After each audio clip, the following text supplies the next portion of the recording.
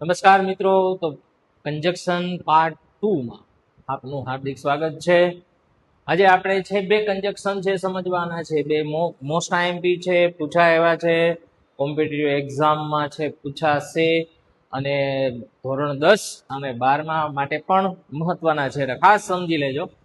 હવે બે હું સાથે સમજાવું છું, એના પાછળનું કારણ છે કે બે એકબીજા સાથે જોડાયેલા છે, બરાબર. એક છે બીકોઝ અને બીજું છે સો અથવા ધેર. અહીંયા મેં સાઈડમાં તમને સિન્સ પણ લખેલું છે, સિન્સનો ઉપયોગ એ સમજાવીશ તમને, કારણ કે આ બે બહુ મહત્વના છે, એકબીજાના થોડાક ઓપોઝિટ થાય, બરાબર.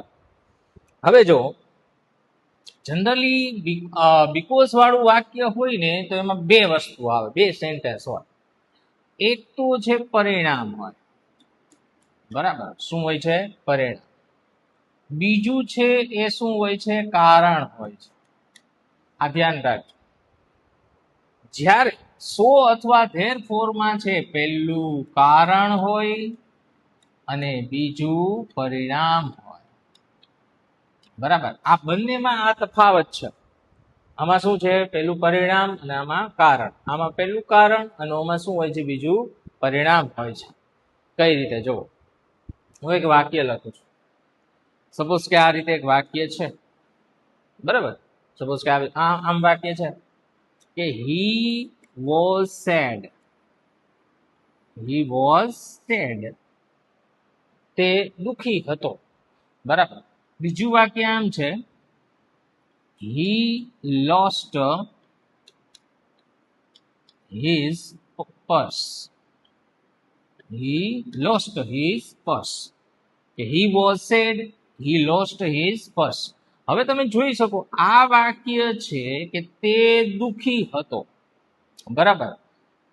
શા માટે દુખી હતો? તો કે હી લોસ્ટ હિઝ પર્સ, તેને તેનું પર્સ ખોઈ નાખ્યું. તો તમે જોઈ શકો કે હી લોસ્ટ હિઝ પર્સ, એના પાછળનું આ શું હતું? કારણ છે.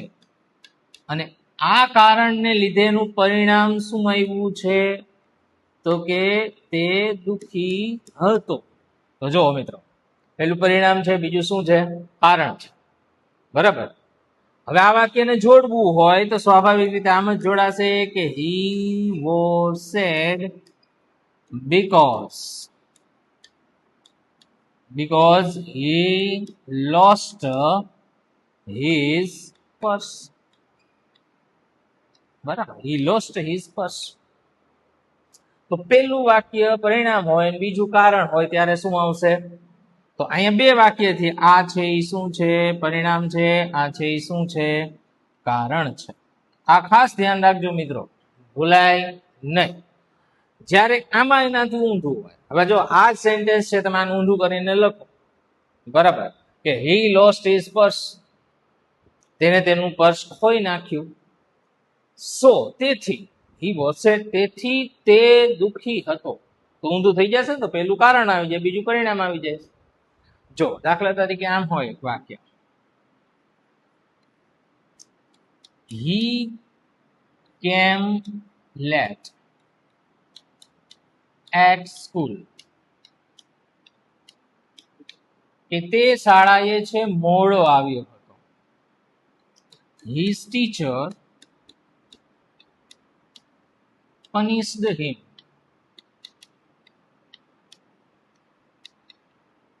બરાબર. his teacher punished him, તેને તેના શિક્ષકે છે તેને સજા કરી. હવે જો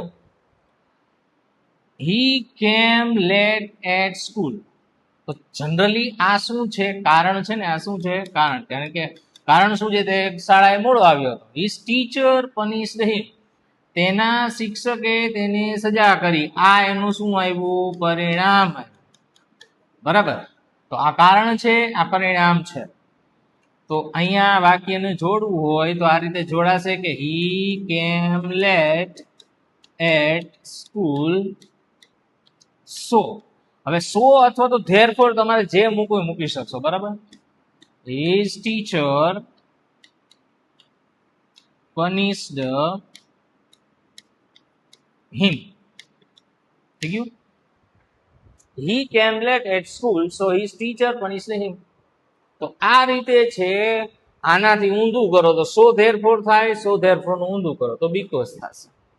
બરાબર, આ એક બાબત છે, ખાસ ધ્યાન રાખજો.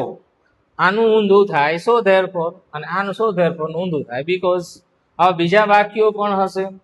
બરાબર, તમારે પહેલા જોવાનું, પહેલું વાક્ય જો પરિણામ અને બીજું કારણ હોય તો બીકોઝ વડે જોડાય, પેલું કારણ હોય ને બીજું પરિણામ હોય તો સો ધેરફોર વડે જોડાશે.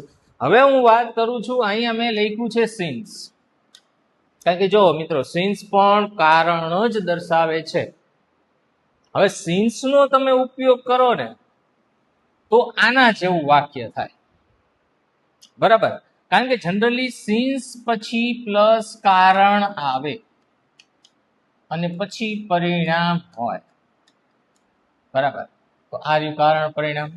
હવે આ વાક્ય છે કે he was sad because he lost his purse. આમાં તમારે સિન્સ લગાડવું હોય તો તમે સિન્સ લગાડો. હા, માની લો કે સિન્સ લખ્યું છે તો સિન્સ પછી તો કારણ આવવું જોઈએ ને, કે સિન્સ હી લોસ્ટ હિઝ પર્સ. તો આ વાક્ય અહીંયા આવી જાય, લોસ્ટ હિઝ પર્સ. અહીં અલ્પ વિરામ આવશે કારણ કે આગળ આવી ગયું he was sad. He was sad. તો આ રીતે મિત્રો વાક્ય થશે. સિન્સ વાળું વાક્ય જોડો એટલે સિન્સ પછી કારણ મૂકવાનું થાય, કારણ કે સિન્સ નો પણ મિનિંગ શું થાય? કારણ કે. જો વાક્યની શરૂઆતમાં હોય તો. બાકી જો વાક્યની છેલ્લે હોય તો સિન્સ નો મિનિંગ થાય ત્યાંથી. બરાબર, તો આશા છે કે તમને આ ટોપિક છે સમજાણો હશે. પહેલું પરિણામ, બીજું કારણ, અને આમાં છે પહેલું કારણ અને બીજું પરિણામ. બરાબર, આગળના કંજક્શનના બીજા વિડીયો પણ આવતા રહેશે, તો આ ચેનલને છે એ સબસ્ક્રાઇબ કરજો, પેજને છે ફટાફટ ફોલો કરી લ્યો, જેથી કરીને બીજા કંજક્શનના છે એ વાક્યો છે એ તમે સમજી શકો. અને જો આવા બીજા વિડીયો છે તમારે સરળતાથી મળી રહે તેના માટે તમારે પહેલા તો ચેનલને તમારે સબસ્ક્રાઇબ કરવી પડશે.